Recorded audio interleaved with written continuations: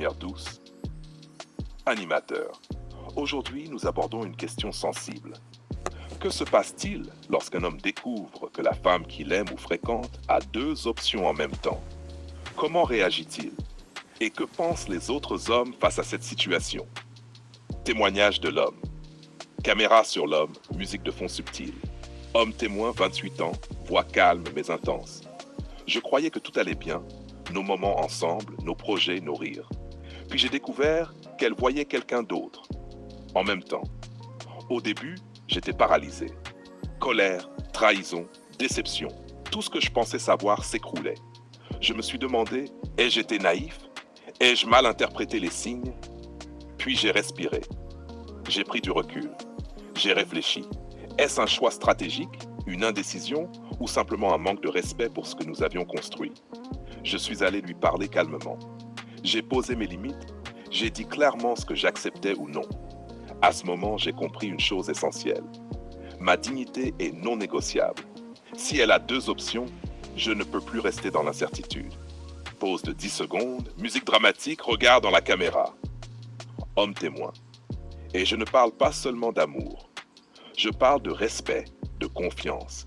Si je ne suis pas sa priorité, alors je choisis de protéger mon cœur, mon esprit et ma vie. Présentation du panel d'hommes. Nous avons réuni 4 hommes différents, chacun avec une expérience et une vision de la vie. Ils vont nous donner leur avis sur ce qu'ils feraient dans une situation similaire. Homme A, 28 ans, entrepreneur.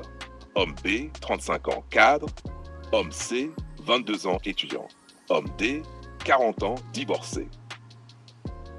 Réaction du panel, caméra alterne entre l'animateur et chaque homme, ton direct et sincère. Si vous découvriez que la femme que vous aimez a deux options, qu'est-ce qui vous gêne le plus? Et accepteriez-vous cela? Homme A, ce qui me dérange, c'est le manque de transparence. On ne peut pas construire sur le flou. Deux options, c'est une ligne rouge. Je ne pourrais pas rester. Homme B, la trahison implicite. Peu importe pourquoi elle agit ainsi. Pour moi, loyauté et exclusivité sont non négociables. Je partirai immédiatement. Homme C, honnêtement, ça dépend du contexte. Mais la confiance est détruite. Même si je l'aimais, je ne pourrais pas accepter deux options. Homme D, avec l'expérience, j'ai appris que certaines attitudes ne changent jamais. Deux options, c'est un signal clair. Je ne reste pas, même si c'est dur. Discussion approfondie. Animateur, pensez-vous que la raison, peur, stratégie ou indécision change quelque chose à votre réaction? Homme B, peu importe la raison, ma dignité et mes limites passent avant tout. Exact, ce n'est pas un jeu. La question n'est pas pourquoi elle fait ça, mais si je peux accepter de ne pas être la priorité. Certains pensent pouvoir changer la situation, moi je dis non. La confiance se construit dès le départ, pas après.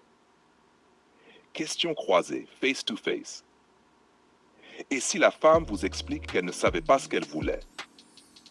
Trop tard. L'indécision est acceptable si elle est honnête dès le début. Deux options en même temps, ça brise la confiance.